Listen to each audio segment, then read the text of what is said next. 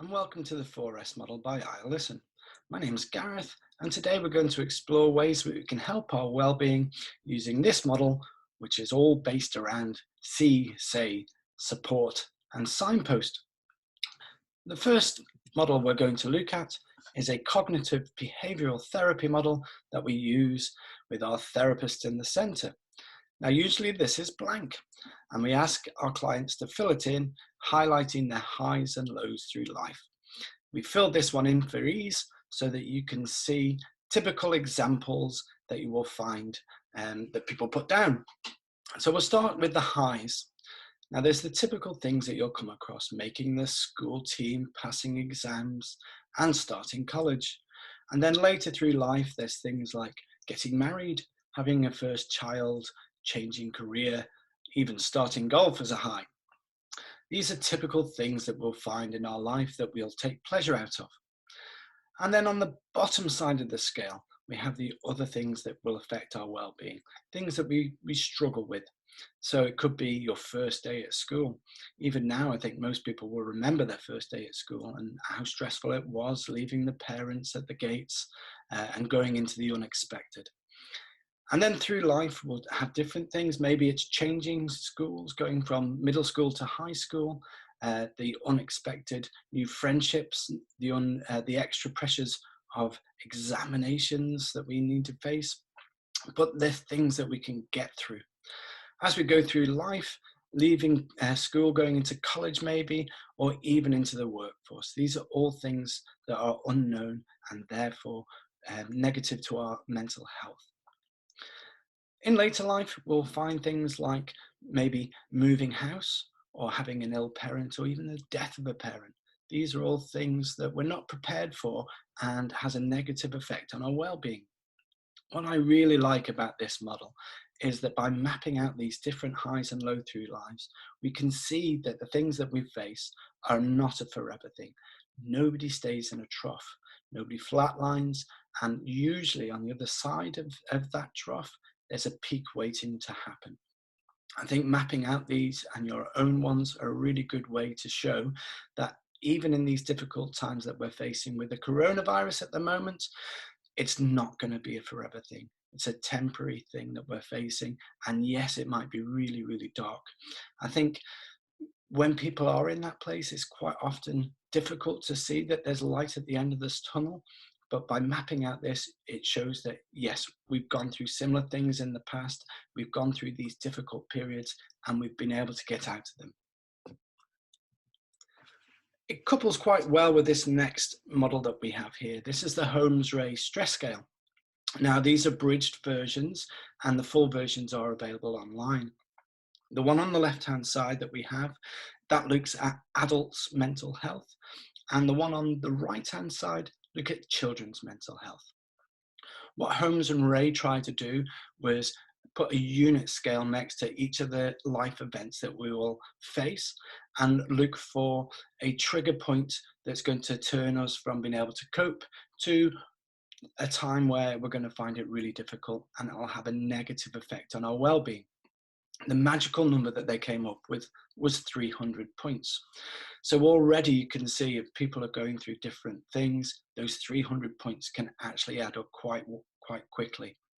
I think where the coronavirus is coming to this scale is that it is going to be quite a big point scale, but it's something that we can deal with, something that we can cope with on its own. Where it becomes dangerous is where all these other things are happening at the same time. And it's just something to be aware of, really, to get panicked about.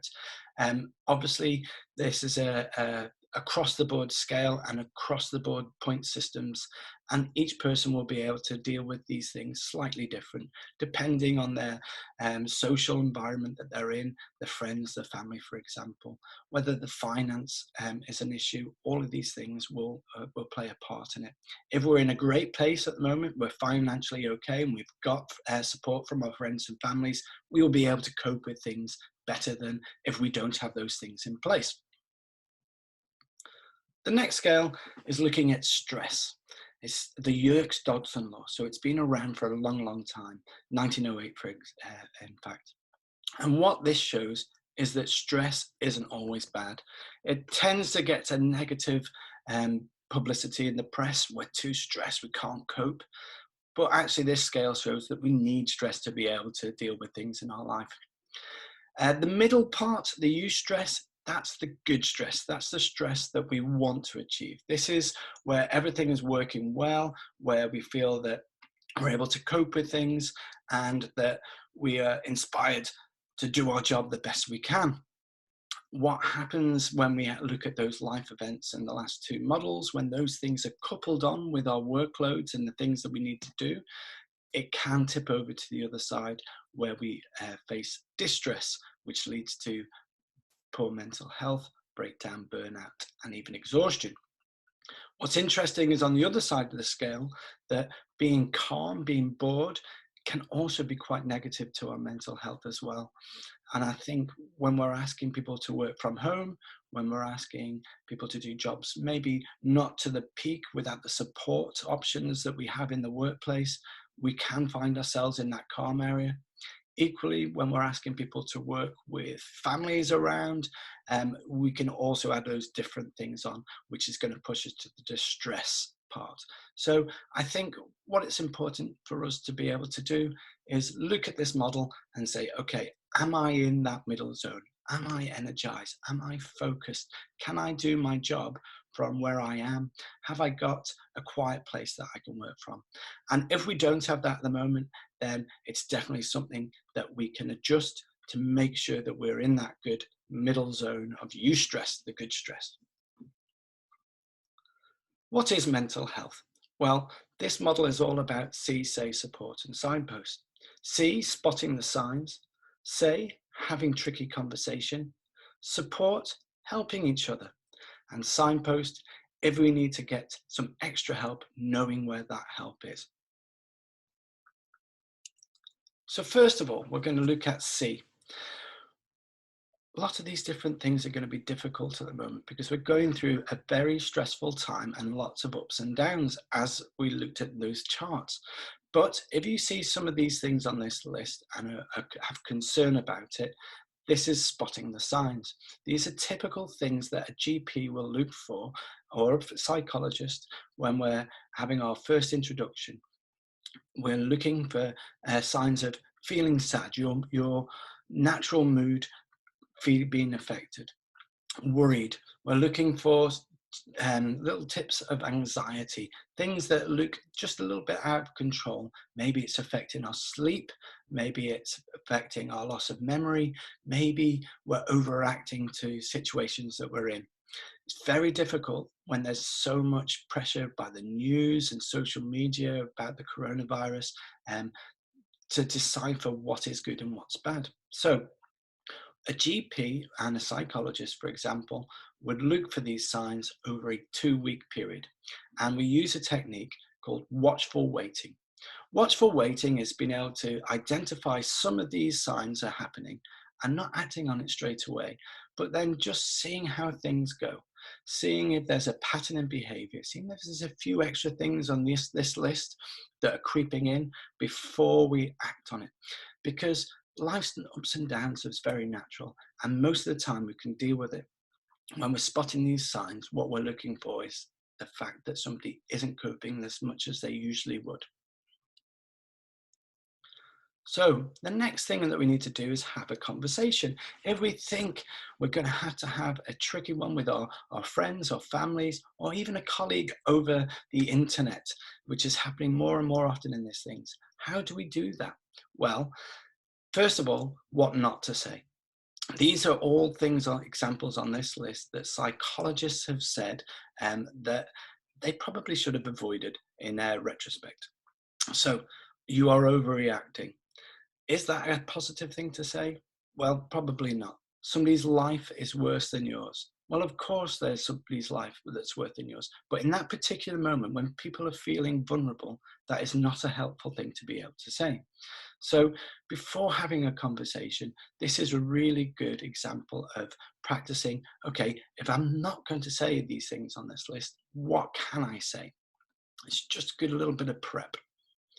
And then there's things, what should I say?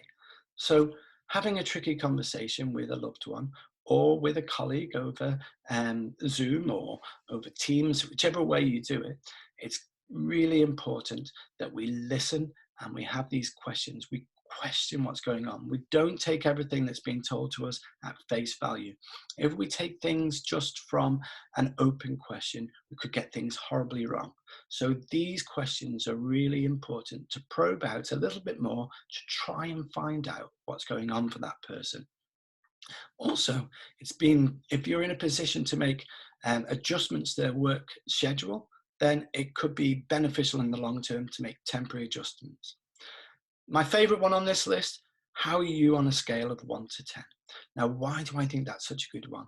Well, by asking that question and say you get an answer like, I'm a 4 today, what it does is it tells you that that person is a long way off becoming a 10. So you need to do some work at that point. But also, for the next meeting that you're going to have, you have a benchmark of where that person was last time. So the next time you ask the question, how are you today on a scale of 1 to 10? If they say 6, then you know that there's been a slight improvement. If they say a 4, you know you've got to carry on doing a little bit more of that work, a bit more of that support work. So looking at support, what things have we got that we can help? Well, first of all, let's not forget our employees. There's policies in place to help people at a difficult time like this. We're all running around trying to do our best. That's understandable. And we're all trying to do our job the best we can from a unknown environment, something that we're not used to. We possibly don't have friends, colleagues around that we can just get that little bit of support of. So don't forget that there are things in place there to help us. Keep an open mind. That's really difficult as well, because when these different things are happening to us, it's very often the fact that people will go to what they know, their default mode.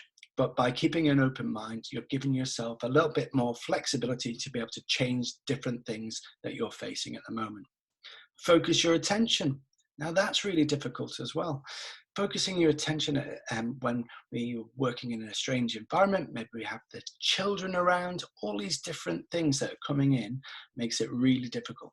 But when we're looking to support somebody, it's really important that we focus attention on that person and try and get out as much information as possible. Peer-to-peer support. This is one of the most important things, I think, especially in this environment that we're working on, where we're working from home on a laptop. Maybe we don't have the usual support, the opportunities to have a coffee with our colleagues and the ability to be able to have conversations. A lot of people are isolated away that they don't have anyone to talk to. So I think it's really important at this time that if we're having meetings, one-to-ones, or maybe a catch-up each morning, that we use the opportunity to say, how are you doing? How are you coping with everything? Because that really will give you so much information back and a starting block to be able to do something. Signpost. Now, it's what we know about mental health is that when somebody's mood is affected and when they're worried about something, the first things to go out of the window are their diet, their exercise, and their social interaction. The diet doesn't look great because they just grab whatever's close to them. Exercise, they tend to pull themselves in at home and not do much. And social interaction, well, they just want to avoid everybody, want to stay away from it all. Now, that's usually what we would look for is somebody who's suffering with low mood.